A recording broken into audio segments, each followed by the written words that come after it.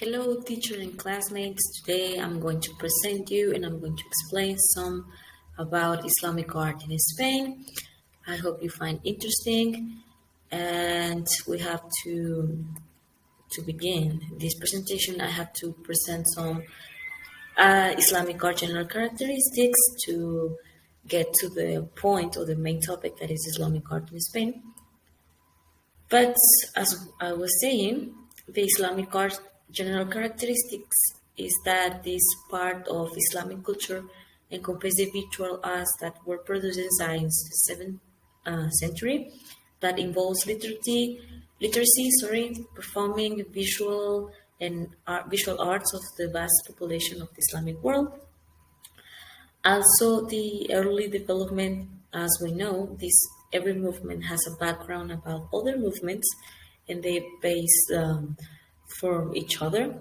So the first of the main movements that were influenced the Islamic art was the Roman art, early Christian art, particularly Byzantine art, and others such as the Sasanian art, with later influences of Central Asian nomadic traditions. But of course, we have the Chinese art that has or have had significant influence of Islamic painting, poetry, and textiles. Of course, there were other articles that said that the Greek art was one of the most important backgrounds and influence about Islamic art. But then we have the main elements of the Islamic art. And Islamic art is not the art of a particular country or a particular people. This is a complex of a nature of Islamic art that were developed on the basis of the pre-Islamic traditions in the various countries that were conquisted, and a closely integrated blend of Arab, Turkish, and Persian traditions brought together in all parts to the new Muslims and all Muslim empire. But we have, as we know, the main or the most characteristics principles for the art's expression. And then we have here the three principles of the Islamic art that were the architecture as the first one, the second, the arts of the book, that were the calligraphy, illustration, illumination, the work and book binding, and finally third, the arts of the object, that were ceramics, metalwork, glass, woodwork, and textiles and ivory. But to begin to get to the point to the Islamic art, we have to know some history about how we get to that point, or how the Islamic art get to Spain. So the first we have Umayyan art that was noted for this religion and civic architecture, such as the Dome of Rock in Jerusalem, built in Abak Malik, or by Abal Malik, and the Great Mosque of Damascus. That was the first image that we can find here in the top. Then we have the second image that was of the Abbasid art. This dynasty shifted the capital from Damascus to Baghdad, and the city became the new Islamic hub and symbolized the convergence of Eastern and Western art forms, just that were inspirations from Iran and Russian steppes, India and China, and this Western influence from classical antiquity Byzantine Europe, that later Samarra took over as the capital. But then we have other arts that developed under the Abbasids include textile silk arts, wall painting, and ancient poetry. Of course, they had the invention of the lustreware, that was the painting of a surface on the glass with a metallic pigment or lustre. The latter technique was unique in Baghdad potters and ceramics. Also, the calligraphy and the decorations that first began to appear to pottery during this period.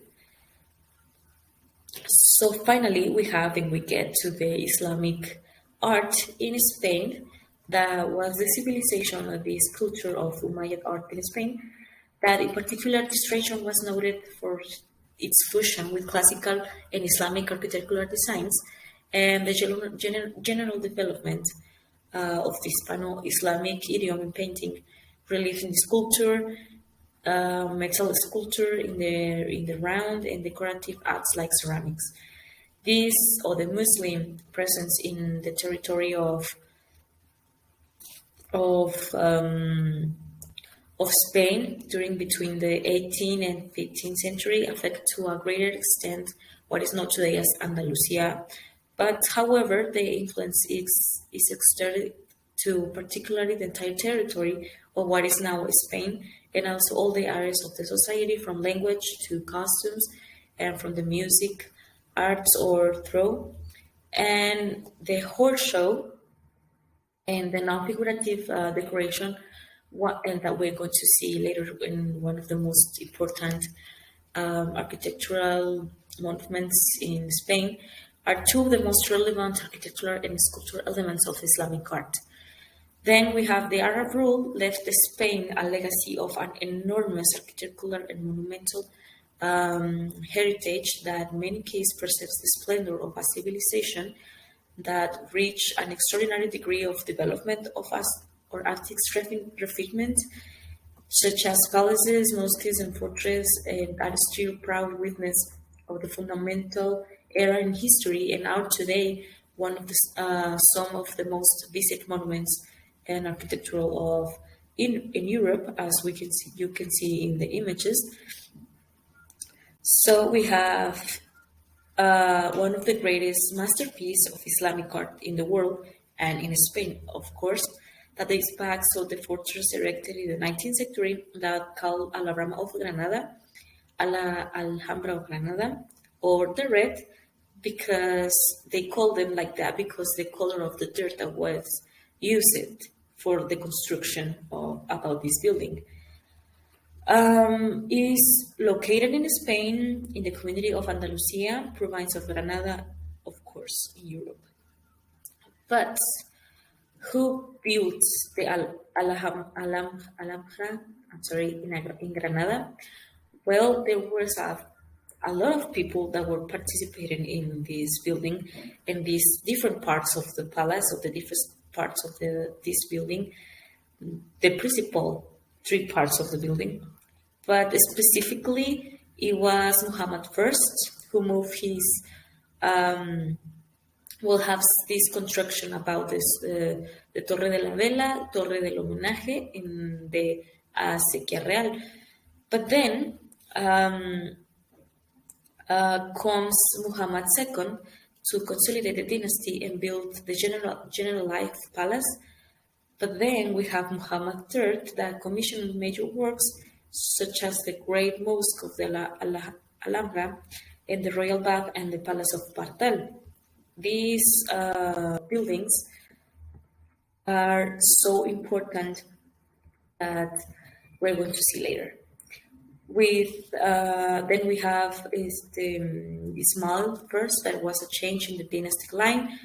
Under his mandate, he built the Puerta de Armas. That's what's built, and he left the Palacio de Comares, and this by his own. Then we have Yusuf first that carried out during that what could be considered the golden or the most important moments of age of Alhambra, the masterpieces such as the Gate of Justice, the Throne Room in the Tower of Comares, and the Oratorio de Bartol. But then we have his son Muhammad V that built the wonderful palace of lions, and with his famous courtyard, the Mirador of Lindaraja, and complete the Palace of the Comares, and thus putting in the end of Nasrid construction of the Alhambra. Then we have the identification style of the general characteristics that are these complex or irregular shapes surrounded by defensive walls, a 1 mile of walls and 30 towers of varying signs enclose the city. Access that was restricted for our main gates, and the different parts of the complex are connected by paths, gardens, and gates, but each part of the complex by blocked and every of streets. Of course, as I was mentioned, it has three different and three important royal places that were so important. There are the Kumaris place, the place of the palace of the lions and the Paral Palace, and was built in the 14th century. And then we have first the Kumaris Palace.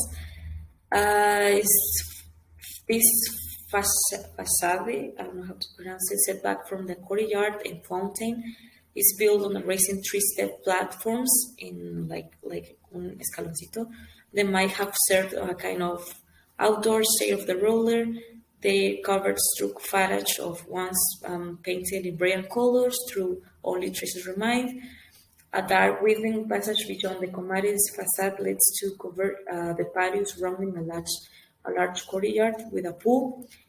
Then we have the El Salón de los Comares. These rooms exhibit the most diverse decorative and architectural arts contained in the Alhambra.